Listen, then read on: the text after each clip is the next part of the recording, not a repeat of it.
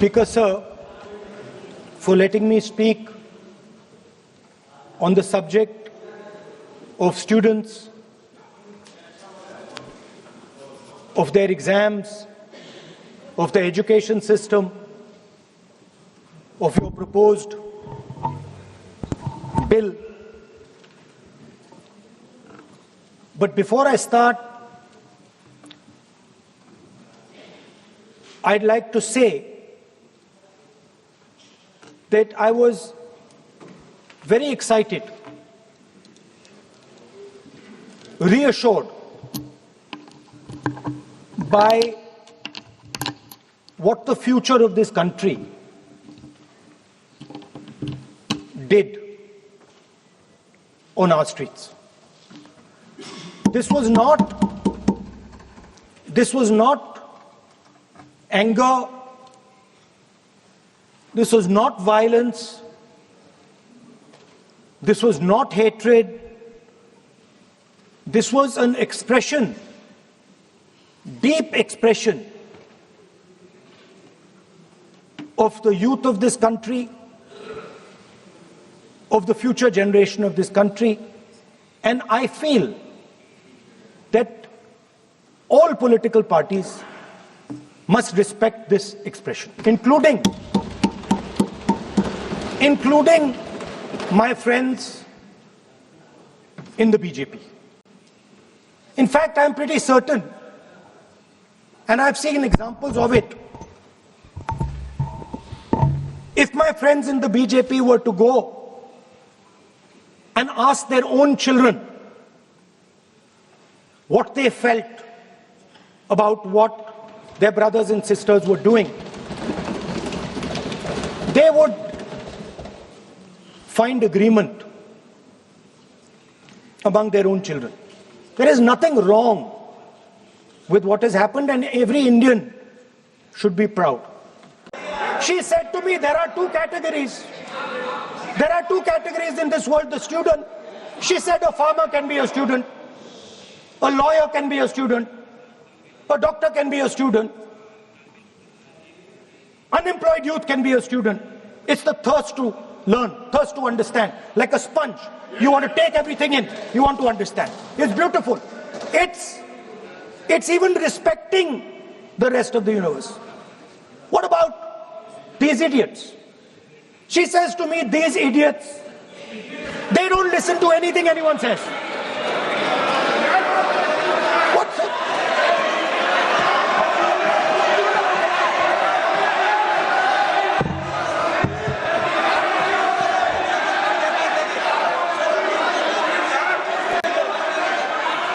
Speaker sir, what is going on, sir? So she said to me, मान्य सदस्य, आप प्रतिपक्ष के नेता हैं। She said to me, एक मिनट, मान्य सदस्य, प्लीज, एक मिनट, मान्य सदस्य, मैं आपके बारे में नहीं बोल रहा हूँ। प्रतिपक्ष के नेता हैं। I'm not talking about you. अगर Rahul Gandhi ji unparliamentary vote use नहीं करते तो यहाँ से भी टोकने का कोई आवश्यकता ही नहीं है। अभी जो शब्द मैं ये मानता हूँ कि राहुल गांधी बहुत तरीके से ऐसा शब्द यूज कर रहे हैं, वो एक स्टूडेंट के नाम से ऐसा शब्द का इस्तेमाल कर रहे हैं। वो इस्तेमाल तो वही कर रहे हैं ना, राहुल गांधी जी ही कर रहे हैं। वो नाम ले रहा है स्टूडेंट का, स्टूडेंट का नाम नहीं बोल रहे हैं, लेकिन स्टूडेंट का नाम से इन्होंने जो शब्द यूज किया है वो अनपार्लियामेंट्री वर्ड है, और जो अनपार्लियामेंट्री वर्ड है उसका इस्तेमाल नहीं कर सकते हैं और उसको हटा देना चाहिए। और बार बार एक ही शब्द को एक छात्र का नाम से बार बार इस्तेमाल कर रहे हैं सर, वो नहीं होना चाहिए, वो गलत इस्तेमाल किया। आपके लिए नहीं इस्तेमाल किया। पार्लियामेंट्री शब्द रूल बुक है ना सर, ये रूल बुक में अनपार्लियामेंट्री एक्सप्रेशन का किताब है, और आपने जो शब्द इस्तेमाल किया वो अनपार्लियामेंट्री वर्ड है। मैं नहीं कह रहा हूँ, रूल बुक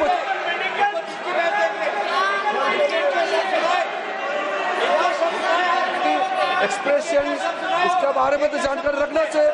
इसलिए आपने बार बार, एक बार नहीं, बार बार वो शब्द का इस्तेमाल किया है, इसलिए हमारे लोग आपत्ति जताते हैं। गलती तो राहुल गांधी जी का है, क्यों अनपार्लियामेंट्री वर्ड का इस्तेमाल किया है।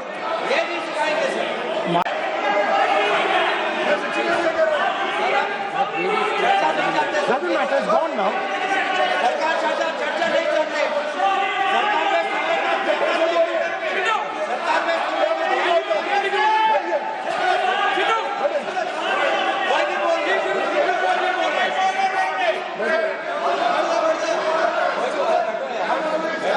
Speaker sir. Sir, Speaker sir, अगर इनको शब्द नहीं अच्छा लगता, मैं दूसरा शब्द दे देता हूं। मैं दूसरा दे देता हूं सर। वो व्यवस्था तो मैंने दे दी है, जो असंसदीय उसको निकाल देंगे। स्टूडेंट को हम आपको व्यवस्था देने की आवश्यकता नहीं है सर। इडियट शब्द नहीं यूज करूंगा sir, I will not use. Now let me sir बोलने तो दीजिए सर। अगर चाहते हैं तो मैं दूसरा शब्द, उसका प्रॉक्सी शब्द। नो, आप फिर मैं आपसे निवेदन कर रहा हूं, विधेयक पर आप बोले सर। आपसे ये मेरी अपेक्षा है। सर बट आप हाउस को ऑर्डर में रखिए सर। आप विधेयक पे बोले, मैं हाउस को ऑर्डर कर रखूंगा क्या?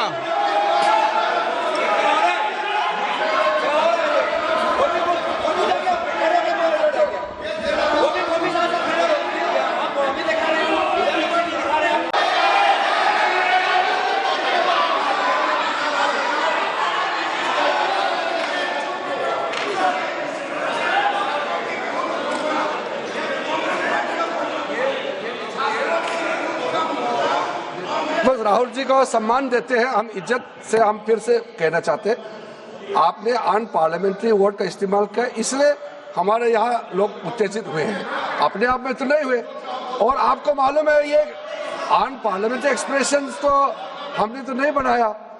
ये जो यहाँ जितना शब्द लिखे हैं जो आप पार्लियामेंट में नहीं कह सकते हैं, ये नियम हमने नहीं बनाया, और इसके मुताबिक आपको अगर संसदीय मर्यादा को ध्यान में रखते हुए बात करना है तो हम लोग सब सुन रहे हैं, आपका भाषण सुन रहे हैं, लेकिन आपने बार बार जो शब्द इस्तेमाल किया तो हमने क्लैरिफाई किया। हम आपके भाषण को हम डिस्टर्ब नहीं करना चाहते हैं, लेकिन जो शब्द इस्तेमाल किया उसको आप कृपया इस्तेमाल ना करें, इतना ही है। हम तो सुनना चाहते हैं। मैं अनुरोध करता हूँ राहुल गांधी जी, आप अपना भाषण को कंटिन्यू कीजिए, आप अपना भाषण कंटिन्यू कीजिए, लेकिन वो शब्द इस्तेमाल मत कीजिए, मेरा इतना ही अनुरोध है। सर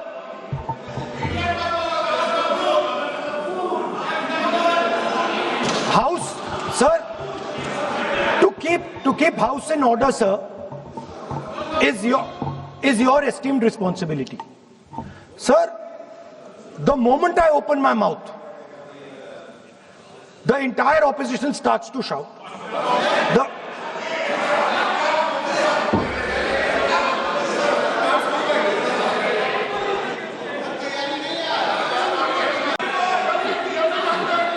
स्पीकर सर, अगर आप चाहते हैं कि इस देश में सिर्फ बीजेपी बोले तो मैं चुप होकर यहां बैठ जाता हूं, कोई प्रॉब्लम नहीं। ठीक है, टाइम बता दो कितना ले लिया।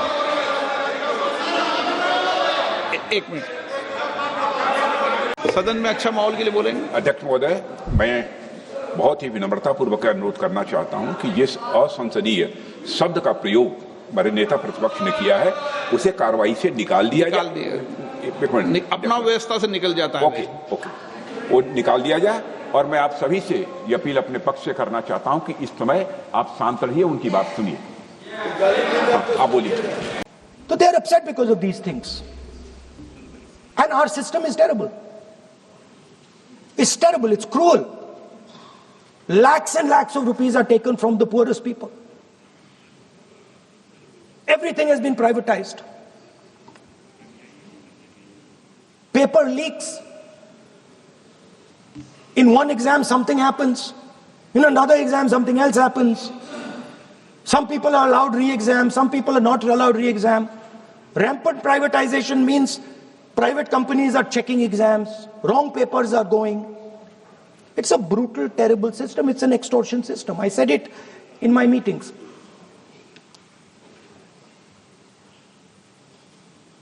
And it's a system that has been captured.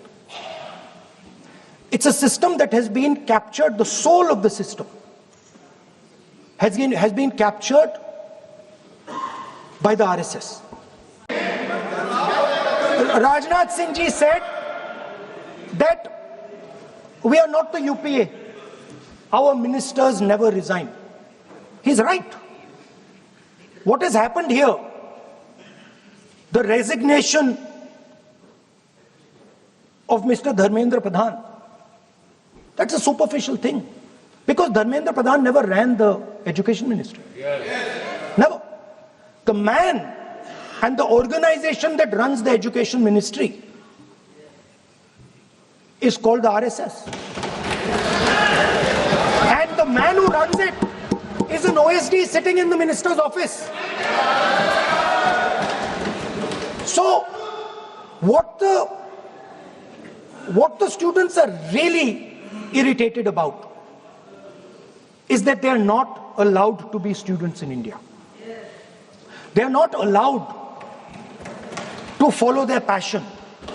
They are not allowed to say what they want.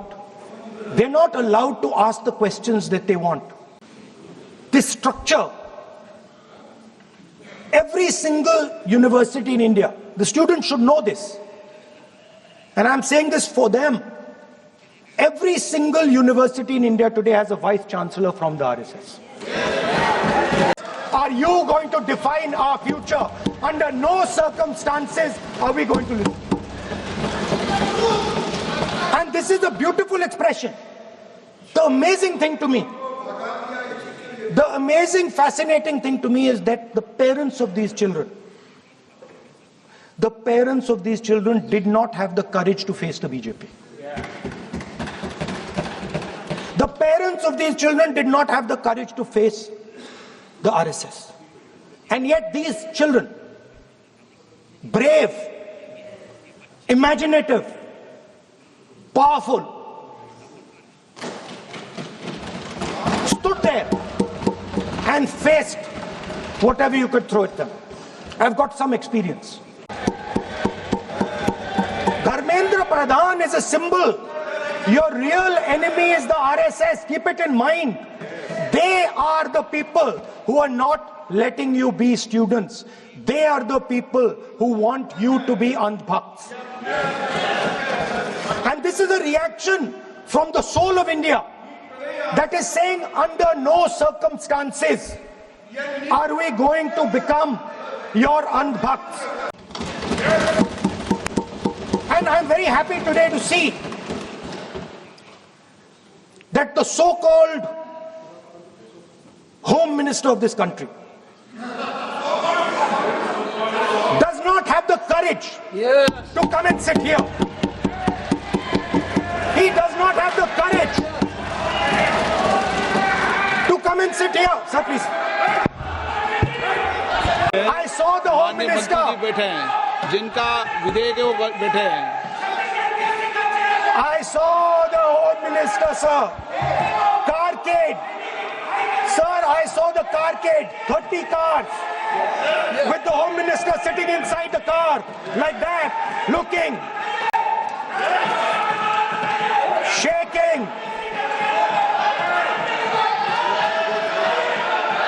What is this, sir?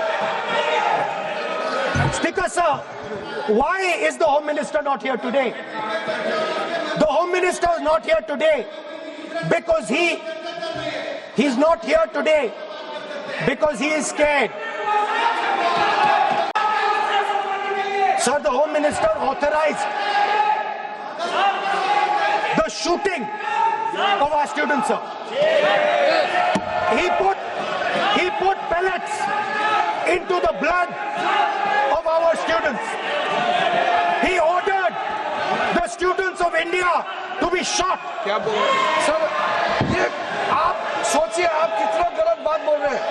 आप कल्पना कर सकते हैं आप बिना सोच समझ करके जो इस्तेमाल कर रहे हैं और किसने फायरिंग को ऑर्डर दिया. What is going on? कैसे बोल सकते हैं आप? कितना गलत बात करते हैं. ऐसा मत बोलिए. राहुल गांधी जी, आप नेता प्रतिपक्ष हैं. गंभीरता से बात बोलना चाहिए. आप बिना तर्क करके यहाँ ऐसा बात करते हैं. नहीं है सर। अभी तुरंत आप किस बेसिस पे ये बयान दिया है? किस बेसिस पे आपने ये बयान दिया, बताइए किसने आपको बताया और किस तर्क के साथ आप ये बयान दिया है? ये बहुत गलत बात बोला है राहुल गांधी जी ने, बहुत गलत बात बोला। मैं इसका आपत्ति करता हूँ, कार्रवाई से निकालना ही चाहिए, लेकिन राहुल गांधी जी आप माफी मांगिए, ये ठीक बात नहीं है। आप ऐसे नहीं बोल सकते, गलत बात बोला है। कैसे आप गृहमंत्री जी को इतना बड़ा आरोप कैसे लगा सकते हैं? ठीक नहीं है, बहुत गलत बात बोला है।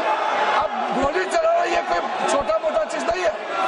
ये तो देखिए कितना गलत बात बोला अध्यक्ष, ऐसा तो नहीं बोल सकते। How can he say that somebody ordered firing? You can make statement outside in the house. You cannot make that statement. It is a serious allegation. It is a breach of his own position and privilege. This is not proper. ऐसा नहीं हो सकते, आप कैसे बोल सकते हैं? देखिए माननीय प्रतिपक्ष के नेता, मेरा आपसे आग्रह है, एक मिनट, आप विधेयक के बोलो और आप कोई भी तथ्य कोई भी बात कहें तो आप खुद इंक्वायरी कर खुद निर्णय की स्थिति में नहीं बने। ये आप विषय कह सकते हैं कि इस लाठीचार्ज की इंक्वायरी होना चाहिए, लेकिन आप किसी व्यक्ति विशेष, अखिलेश ने भी कहा, आप इंक्वायरी की बात कर सकते हैं, लेकिन आप कहें कि नाम लेकर किसी का कहें, ये उचित नहीं है। ये उचित नहीं है, सदन की गरिमा के अनुकूल नहीं है। अध्यक्ष महोदय, नहीं अध्यक्ष महोदय, नहीं अध्यक्ष महोदय, अगर नेता प्रतिपक्ष ने कोई गंभीर आरोप लगाया सरकार पे, तो ये सरकार की जिम्मेदारी बनती है कि किसके ऑर्डर पे पुलिस ने बच्चों पर, छात्रों पर, युवाओं पर इस तरह का व्यवहार किया है। नहीं अध्यक्ष महोदय, ये अगर गृह मंत्री जी का नहीं है। अखिलेश जी, आप जो बता रहे हो अलग बात है। राहुल जी ने ये नहीं कहा, उन्होंने सीधा नाम लेके कहा, इंक्वायरी का बात नहीं मांगा। राहुल गांधी जी ने इंक्वायरी का बात नहीं किया, उन्होंने सीधा नाम लेकर के फायरिंग ऑर्डर का बात किया। कैसे बात कर सकते हैं आप? ये आप समझते हैं कितना गंभीर आरोप है? आप अगर इंक्वायरी का मांग करता है, वो ठीक है, हम मानते हैं। अखिलेश जी, अरे अखिलेश जी, आप जो कह रहे हैं वो अलग है। राहुल गांधी जी ने जो बात कहा बिल्कुल अलग बोला है। एक ही नहीं, ये गलत बात। आपको राहुल जी, आपको देखिए, ये बहुत सीरियस है, आपको माफी मांगना होगा, या तो आप खेद प्रकट कीजिए, अपना शब्द को वापस लीजिए। आपने बहुत गंभीर झूठा आरोप लगाया है, ये बहुत गंभीर है, ऐसा मत कीजिए। आपका शब्द बहुत गलत बात है।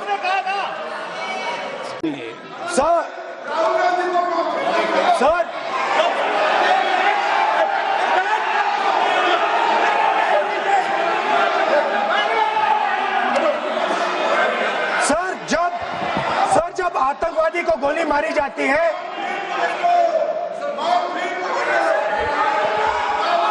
ये हम बहुत एक गंभीर स्थिति में आए हैं। हम तो शुरू से कहा, और हमारा रक्षा मंत्री ने भी अपील किया, यहाँ शांति सुनना चाहते हैं। लेकिन आप ये बताइए कि आप जो गृह मंत्री जी का नाम को लेकर के, आप गृह मंत्री जी का नाम को लेकर के आपने जो शब्द इस्तेमाल किया, जो आपने वक्तव्य दिया, इस बेसिस पे आपने कहा है, आप प्रूफ दिखाओ। आपको माफी मांगना होगा सर, ये इसको हम हल्के में नहीं ले सकते, नहीं तो कल को कोई भी मेंबर उठ के कुछ भी बोलेगा। अभी मैं कहूंगा कि राहुल गांधी जी ने किसी को मर्डर किया है, बोल सकते हैं क्या? नहीं, ये सर, ये ठीक बात नहीं है। आप कैसा आपको ये पता चला और किस बेसिस पे बोल रहे हैं? आप पहले उसका ब्यौरा देना चाहिए, आप माफी मांगना चाहिए। ऐसा नहीं चलेगा, ऐसा नहीं चल सकता है। बहुत गंभीर मामला है, इसको हम हल्के में नहीं ले सकते। तो क्या हम ऐसे कह दें कि राहुल गांधी जी ने किसी का मर्डर किया, हम बोल सकते हैं क्या बिना मतलब का? कैसे बोल सकते हैं आप? ऐसा नहीं होता है सर। यहाँ जिम्मेदारी का साथ बोलना होता है, और तर्क देना होता है। आपने स्टेटमेंट दे दिया है, लेकिन आप बताना पड़ेगा कि किस बेसिस पे आपने स्टेटमेंट दिया है। और आप माफी मांगेगा तो हम सोचा जाएगा, ऐसा सदन नहीं चल सकता है। यह गंभीर मामला है, ये ऐसा बिल्कुल। मैं आप राहुल गांधी से माफी मांगे या तो बताए क्यों बोला है, कैसे बोला है। आप कैसे बोल सकते हैं माफी मांगी है, ऐसा नहीं चल सकता है। अध्यक्ष चल सकता है सदन, ऐसा नहीं चल सकता, ये नहीं होगा। हम इस सदन को इस तरीके के बिना मतलब बिना तर्क का देश के जिम्मेदार एक व्यक्ति के ऊपर में ऐसा आरोप हम कतई लगाने पे हम मंजूर नहीं दे सकते हैं। नहीं होगा, आपको माफी मांगना होगा, नहीं तो ऐसा बहस नहीं हो सकता है। ये ठीक नहीं है सर। वो माफी मांगेगा या तो बताओ क्यों, कैसे उसको पता चला है और किस बेसिस पे बोला है, ऐसा नहीं होगा।